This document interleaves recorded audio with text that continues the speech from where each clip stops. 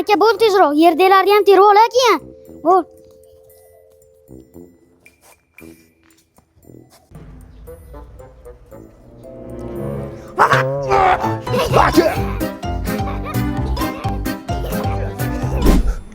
O'ri terib bo'lgan bo'lsang, ko'chani boshla. Sharopat xolaning uyiga borib tashlagan, murabbo qilar ekan.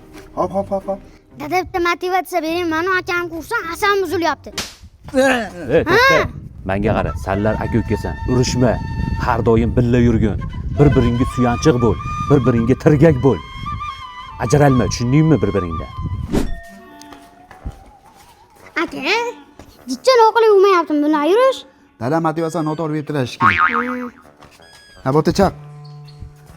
Orishidi.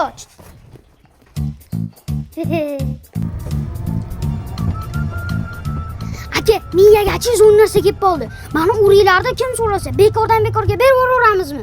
Undan ko'ra, qo'ponga olib chiqib bitta xaridda sotib yuboraylik. Uka, dada bir parsalar urisharlar. Bilmaylar aka, siz menga ishoning, pulni yuboramiz. Ketdik bozorga.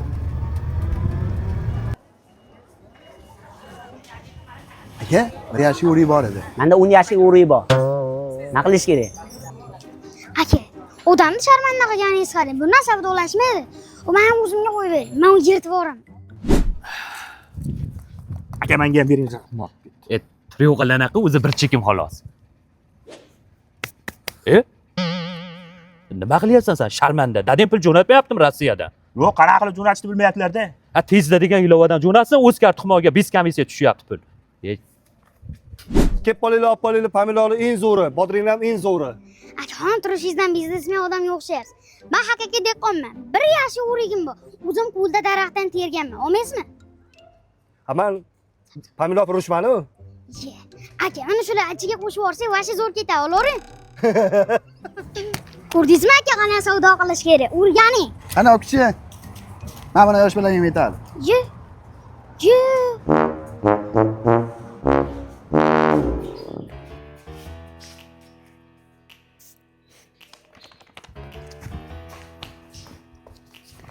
Kimnidir puli tushib qolibdi aniki. Meniki emas. Qani? Mana. Amaliga tushib qo'ygandir-da.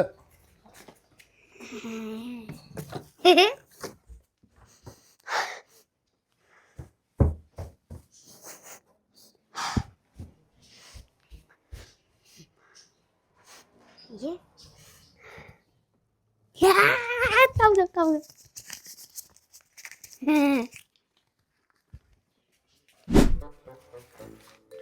Nima qildilar? Olib berdilarmi o'rikni? Ha? Yo'q.